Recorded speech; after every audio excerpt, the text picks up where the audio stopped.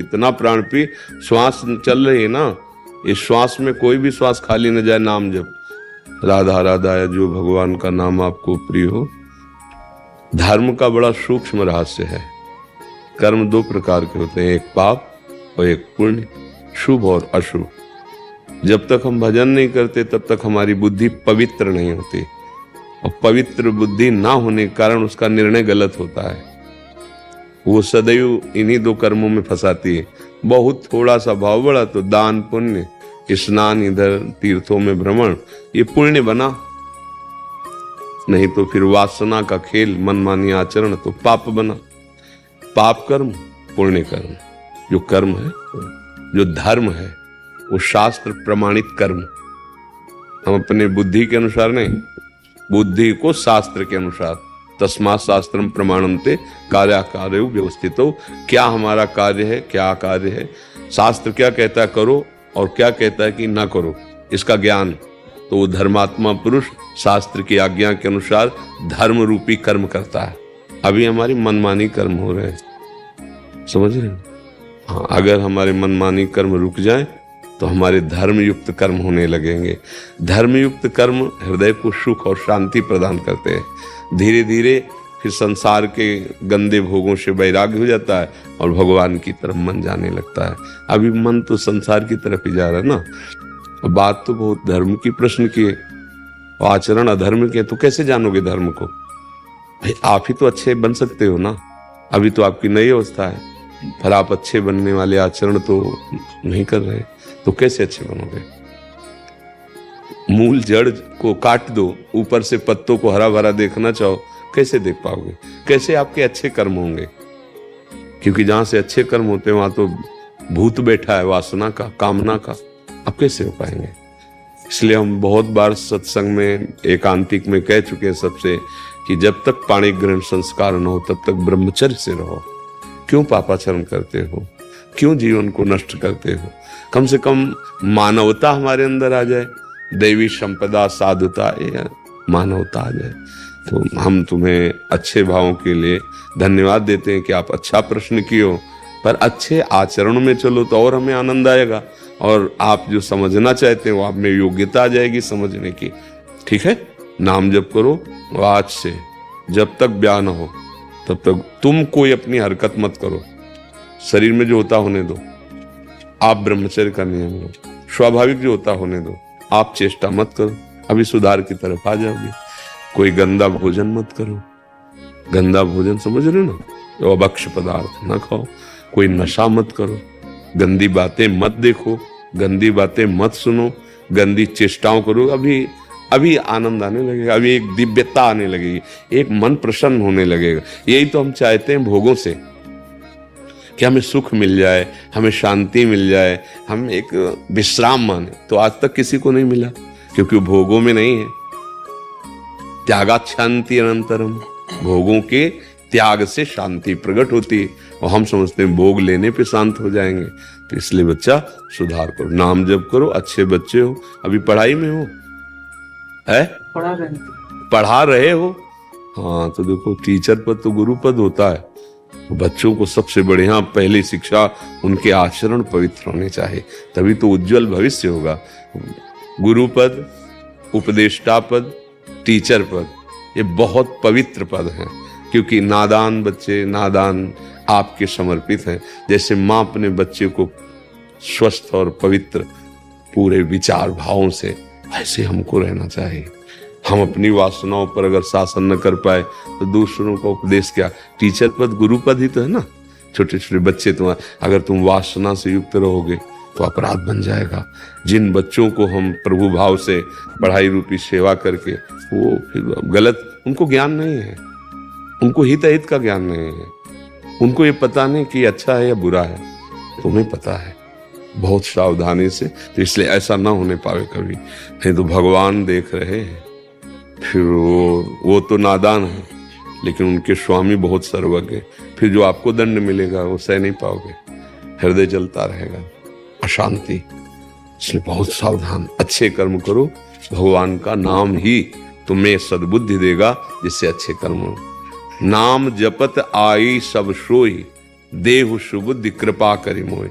नाम जपते ही सारे सद्गुण आ गए, सद्बुद्धि हो गई। अभी हमारी असत बुद्धि है, इंद्रियजन्य भोगों में हम सुख मानते हैं, असत बुद्धि। और भगवान के नाम रूप लीला संयम नियम से चलना, ये सद्बुद्धि का लक्षण है। ठीक समझ रहे ना। हमारा कार्य है आपको सतमार्ग पे लाना, चाहे वो कड़वे वचन बोले चाहे मृदु वचन बोले, लेकिन उससे आपका परम मंगल होगा। जी। सिविल जज अनुलेखा तनवर जी। महाराज जी, आपके चरणों में कोटि कोटि प्रणाम। महाराज जी, मैं दूसरों के कष्ट पीड़ा देखकर काफी भावुक हो जाती हूँ। उनकी पीड़ा को देखकर अपने दिल से लगा लेती हूँ। उनकी मदद ना कर पाने पर अपने को दोषित मानती हूँ। ऐसे में अपने दिल को कैसे समझाया जाए और कैसे संतुलित रखा जाए? देखो, दया करना, करुणा करना एक पवित्र हृदय का स्वभाव होता है, पर ये मलिनता आ गई मोह की। दया करुणा करनी भगवान के वचन है। अद्वेष्टा सर्वभूतानाम मैत्रः करुण एव च, पर साथ में शर्त है निर्ममो। दया तो करनी पर ममता रहित होकर, सबको सुख पहुंचाना है पर अहंकार रहित हो। निर्ममो निरहंकारा सम दुखा सुखा समी। ये जो आपकी भाषा है, दया बहुत अच्छा है पर ममता युक्त है, इसलिए ठीक नहीं है। अध्यात्म में इसका प्रवेश नहीं। इस दया, ये दया फिर दुखदायी। दया बिना साधु कसाई, दया करी तो आफत आई। बहुत दया हो उसमें। दया वही शुद्ध है। दया का उल्टा करो, क्या होता है? याद। भगवान की याद रखते हुए वही सब करवा रहे हैं। गोविंद का ही बल है, गोविंद की ही वस्तु है, और गोविंद ही सामने दुखी की लीला करके आ रहे हैं। हम मन बुद्धि से, शरीर से, धन से जितना बनेगा गोविंद के दिए हुई वस्तु से सेवा करें। ना अहंकार और ना ममता। सेवा की फिर हम पहचानते भी नहीं। वो दोबारा हमसे राधे श्याम करे, आपने बड़ी सेवा की, सुना नहीं, क्योंकि हमारा कोई कार्य नहीं, प्रभु ने करवा दिया। अब हम जो ममता करते हैं अपने को, ये ठीक नहीं। ये मोहाविष्ट चित्तवृत्ति है। इसी दया ने एक जन्म बर्बाद कर दिया भरत जी महाराज का। अपने राज्य, परिवार, पत्नी, पुत्र को भगवान की प्राप्ति में बाधक मानकर एकांत स्थल गंडकी नदी का सेवन करते हुए भगवत चिंतन आराधना में, और हिरण के बच्चे पर दया करी और उसे निकाल देते। 2-4 दिन पास रखा तो छोड़ देते, भजन में रखते, उस पे भगवत भावना करते। भगवान विश्व का भरण पोषण करते हैं, उसकी भी रक्षा कर। तुम उस पे आसक्त क्यों हो गए? इतना आसक्त हो गए, भजन पूजन सब छूट गया, उसी हिरण का चिंतन, अगला जन्म हिरण बने। तो दया हुई ना खतरनाक। ममता रहित, भगवान आगे कह, करुणा मैत्री सबसे, पर निर्ममो निरहंकारा सम दुखा सुखा क्षमी। सुख दुख में समान भाव, क्षमावान, ममता रहित, अहंकार रहित, किसी भी जीव में दोष दर्शन नहीं, हो गया। दया एक भागवतिक वृत्ति है। हम उतना नहीं कर पाएंगे जितना हमारे अंदर दया का भाव है। हम चाहते हैं सब सुखी हो जाएं, सब प्रसन्न हो जाएं, तो हमारी चाहत से होगा क्या? आप सुखी होना चाहो, आप प्रसन्न होना चाहो, तो सुखी और प्रसन्न होने का जो मार्ग है उसे स्वीकार कर लो तो आप सुखी हो जाओ। नहीं तो फिर दुख, अशांति, चिंता, शोक, फिर हम क्या कर सकते हैं? तो दया एक भागवतिक वृत्ति है। उसे निर्मम और निरहंकार होकर के ही सेवा में उतरना है। अगर ममता वाले हो तो फंस जाओगे, जैसे ममता हिरण से कि फंस गए। तो दया भी बहुत सावधानी से। और सब जीव अपने अपने कर्मों का भोग भोग रहे हैं। हमें जिनकी सेवा मिली, हमारी सामर्थ्य है तो हम कर दिए, नहीं तो भगवान विश्वम्भर उनसे प्रार्थना करते हैं, सर्वे भवन्तु सुखिना, सर्वे सन्तु निरामया, सर्वे भद्राणि पश्यन्तु मां कश्चित् दुख भाग भवेत्। सब सुखी रहें, सब निरोग रहें। हम ऐसी भावना करते हैं, पर तभी सुखी होंगे जब वो सतमार्ग में चलेंगे, भजन करेंगे। तो हमें दुखी नहीं होना। संतुष्टा येन केनवा। उपासक को अपने हृदय को बचाना है, प्रसन्न रखना है। प्रसन्न नहीं रहे, चिंता, शोक, दुख, तो भजन, साधन ये सब नहीं बनेगा। कर देते सेवा की, वो निर्मम है। वो पदार्थ जाना ही है, मृत्यु लोक है। वो दुखी है, अपने कर्मों का फल भोग रहा है। जितना हमसे सेवा बन गई। निर्ममो निरहंकारा।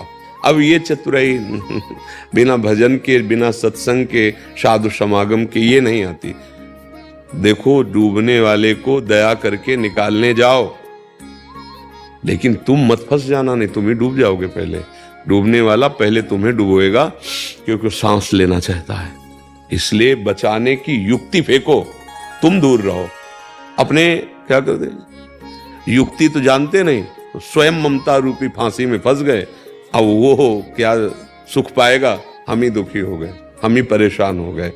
बस अगर मान लो दुख नहीं हुआ, बढ़िया सफलतापूर्वक सेवा बन गई, तो अहम आ जाएगा कि बहुत दुखी थे, हमने उनकी सेवा की, वैसा ऐसा, अब तो बहुत सुखी हैं, मतलब मैं सुख प्रदान करने वाला, हम सब कूड़ा करकट हो गया आपका किया कराया।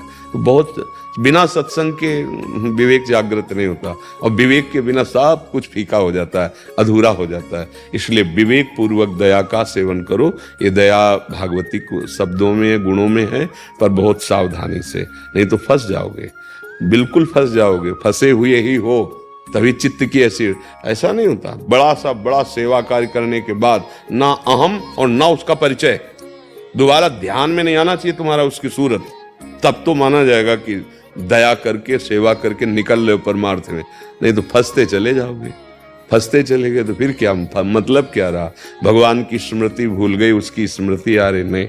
भगवत भाव से सेवा, जितनी हमें सामर्थ्य है भगवान ने दी, बुद्धि धन शारीरिक, बन गया अवसर है, सेवा कर दी। इसके बाद फिर हम उसकी याद भी नहीं करेंगे, याद हम अपने ईश्वर की करेंगे, इष्ट की करेंगे।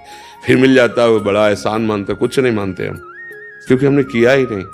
निमित्त मात्र थे, करवाया तो प्रभु ने, तो दियम वस्तु गोविंदम तो बेमेव सब। अब वो परमार्थ अध्यात्म का पथिक है।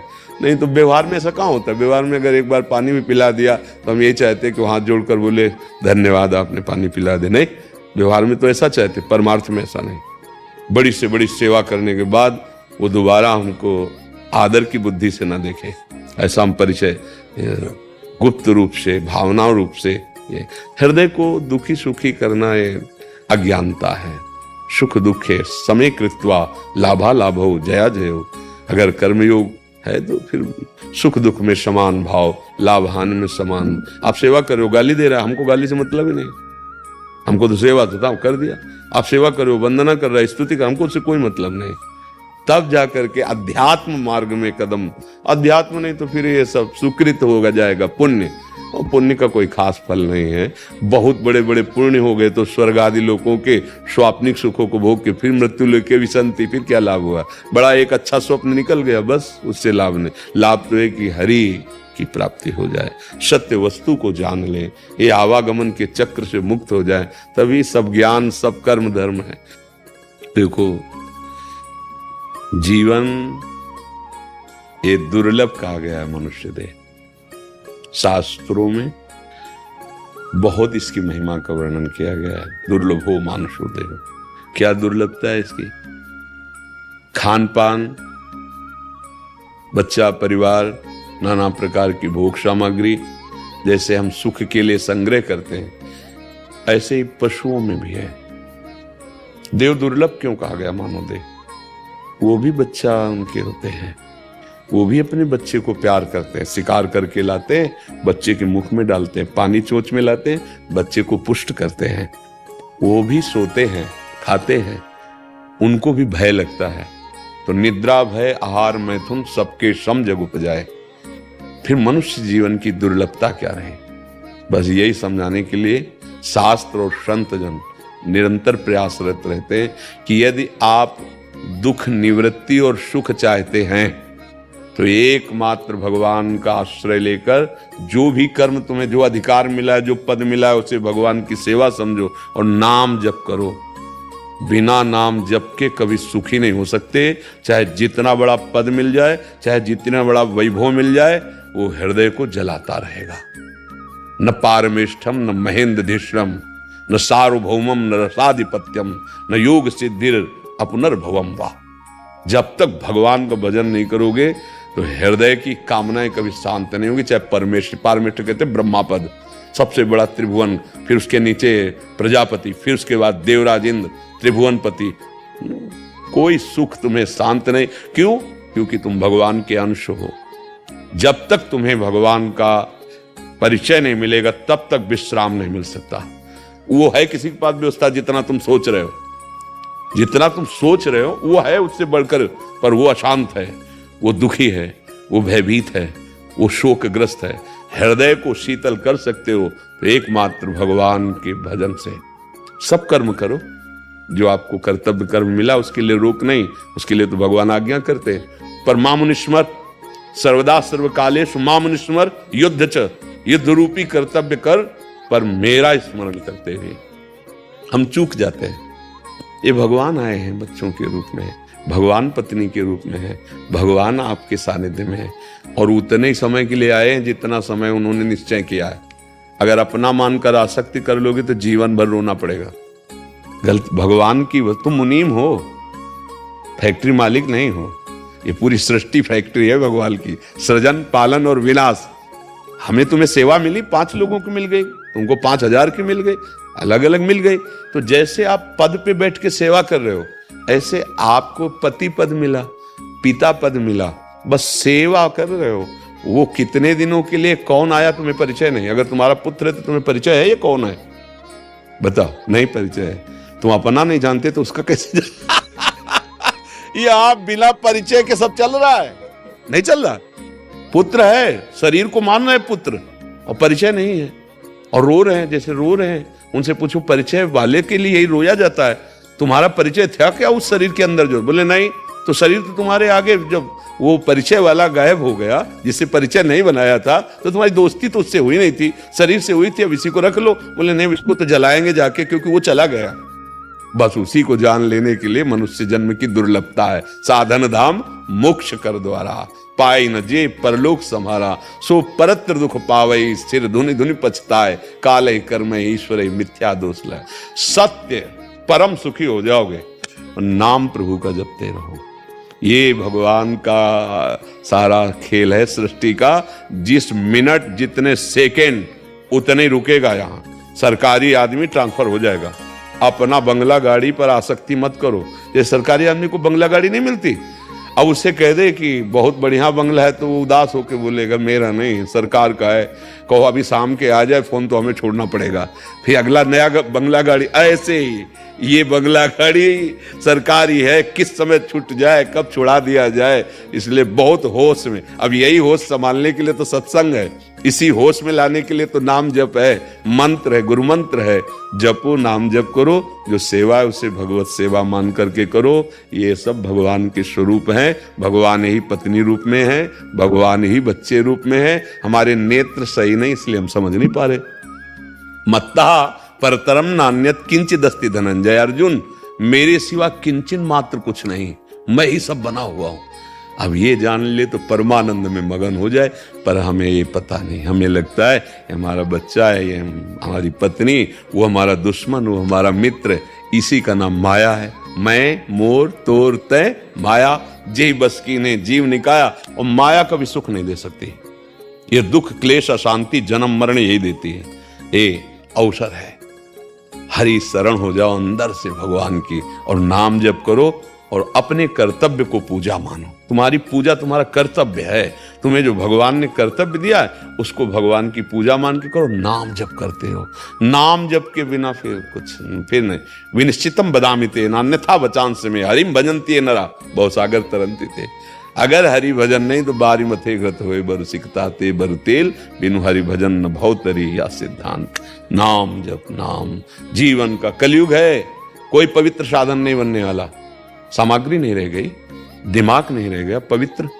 जो हाँ नाना प्रकार की अपवित्र वस्तुएं जा रही हैं वहां पवित्र दिमाग रहेगा। अपवित्र क्रियाएं हो रही हैं वहां पर एक अपवित्र पवित्रो वा सर्वावस्थांगतोपि वहा यह स्मरेत पुंडरीकाक्षम सवायाभ्यंतर शुचि। वो बाह्य और अभ्यंतर से परम पावन हो जाता है जो कमल नयन अरविंदाक्ष भगवान श्री हरि का स्मरण करता है। यश स्मरण मात्रेण जन्म संसार बंधनात् विमुच्यते नमस्तस्मै विष्णुवे प्रविष्णुवे। जिनका स्मरण मात्र इस भव समुद्र से पार कर देता है। हरि शरणम, भगवान का नाम परम पावन। बस अच्छे आचरण में रहना। आज का जो वातावरण है उससे बचना। कोई ऐसी बात हृदय में नहीं होनी चाहिए जो तुम्हारे पिता को पता ना हो। हमारी बात मान लेना।